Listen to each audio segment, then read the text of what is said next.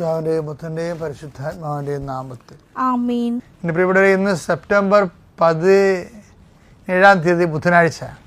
കർത്താവേ, നിന്റെ ഉന്നതമായ നാമത്തിന് സ്വസ്ഥം ചെയ്യുന്ന കുഞ്ഞുങ്ങളെ ഓർത്ത് പ്രാർത്ഥിക്കുന്നു.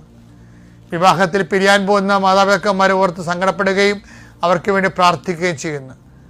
പെട്ടെന്നെടുത്ത തീരുമാനങ്ങൾ പലരുടെ സമ്മർദ്ദത്തിൽ അകപ്പെട്ടിരിക്കുന്നവരെ ദൈവത്തിൻ്റെ തിരുസന്നിധിയിൽ അവർക്കുണ്ടാകുന്ന നിലയും വിലയും നഷ്ടപ്പെടുന്നത് ഓർത്ത് അവർക്ക് യാതൊരുവിധ നിരാശയുമില്ലാതെ അവർ വലിയ വൈരാഗ്യത്തിലും വലിയ മത്സരത്തിലും അകപ്പെട്ടിരിക്കുന്നവർ, അതിൻ്റെ പേരിൽ കുഞ്ഞുങ്ങളുടെ ഭാവി നഷ്ടപ്പെടുകയും കുഞ്ഞുങ്ങളെ വിശ്വാസം നഷ്ടപ്പെടുകയും കുഞ്ഞുങ്ങളെ വിശ്വാസം വളർത്താൻ പറ്റാതിരിക്കുന്ന രീതിയിൽ അന്ധകാരകൂപകമായ മനസ്സിലിരിക്കുന്നവർ, കർത്താവെ, അതിലാരെങ്കിലും നീ ഒരാളെ തുടരണമെന്ന് പ്രാർത്ഥിക്കുന്നു.